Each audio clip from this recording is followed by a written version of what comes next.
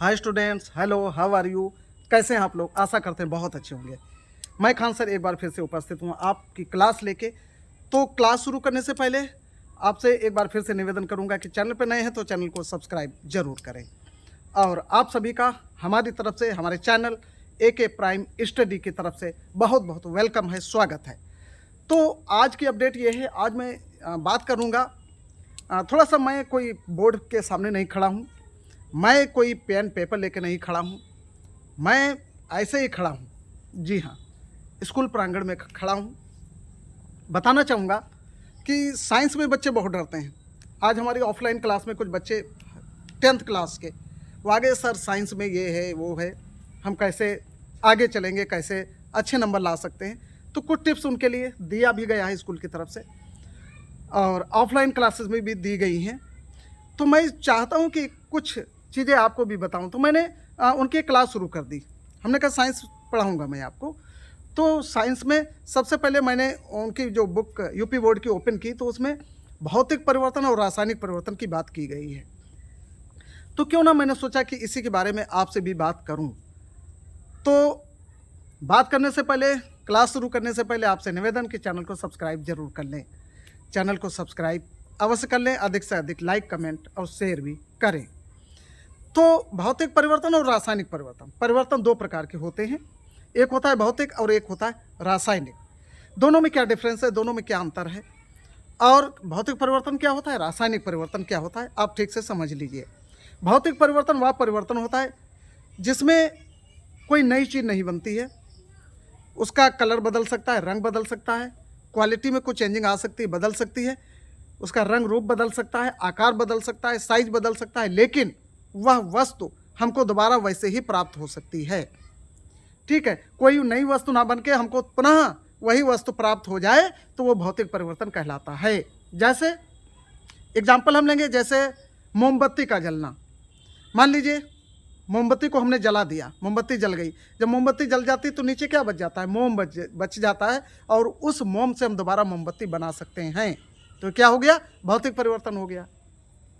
इसके अलावा आ जाइए आप, विद्युत बल्ब का जलना।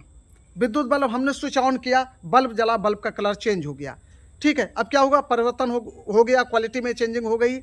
लेकिन अगर हम चाहें कि दोबारा से हमको वही बल्ब, पुराना वही बल्ब हमको प्राप्त हो जाए, तो हमें क्या करना होगा, हमने स्विच ऑफ किया, हमको वही दोबारा प्राप्त हो गया।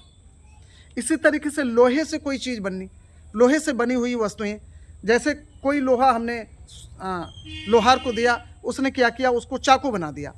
चाकू हमें पसंद नहीं आया, हमने कहा भैया हमारा लोहा पुनः वैसे बना दो इसको, वो उसको गर्म करके पुनः वैसे बना के दे देगा। तो लोहे का पिघलना कह सकते हैं। इसी तरीके से बर्फ़ का जमना।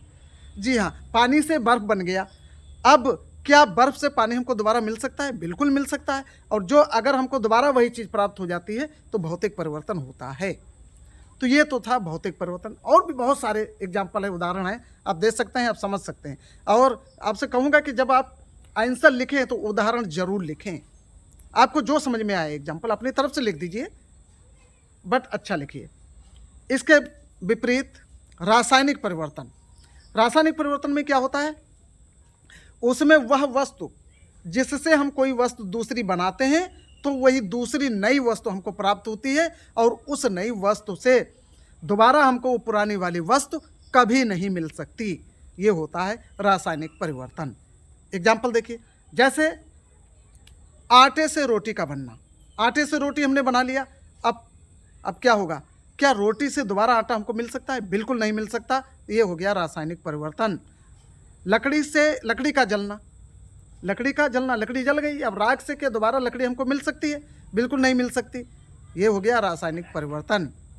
इसी तरीके से दूध से दही का बनना, ये भी रासायनिक परिवर्तन, क्योंकि दही से दोबारा हमको दूध प्राप्त नहीं हो सकता है। ठीक है, तो ये कुछ परिवर्तन थे जो रासायनिक परिवर्तन है। कहने का मतलब एक बार फिर से आप समझ लीजिए, रासायनिक परिवर्तन वह परिवर्तन होता है जिसमें हमको सिर्फ नई चीज़ मिलती है, दोबारा वो पदार्थ, दोबारा वह वस्तु हमको नहीं मिल सकती। तो ये था भौतिक परिवर्तन और रासायनिक परिवर्तन। दोनों को आप समझ गए होंगे, दोनों में अंतर समझ गए होंगे। ये ऑब्जेक्टिव में आएगा तो ऑब्जेक्टिव में आप कर सकते हैं, अगर क्वेश्चन टू आंसर करने को आता है उसमें भी आप कर सकते हैं। ठीक है, तो ये बेहतर समझ गए होंगे। नेक्स्ट क्लास, जैसा कि हमारी क्लासेस सभी साइंस, इंग्लिश, मैथ सब कुछ पढ़ाया जा रहा है, एक एक करके आपको पर डे कुछ ना कुछ बताया जा रहा है, तो आपको क्लासेस मिलती रहेंगी। चलिए आज की क्लास यहीं पे ख़त्म करते हैं, मिलते हैं नेक्स्ट क्लास में। तब तक के लिए थैंक्स फॉर वॉचिंग। जय हिंद, जय भारत।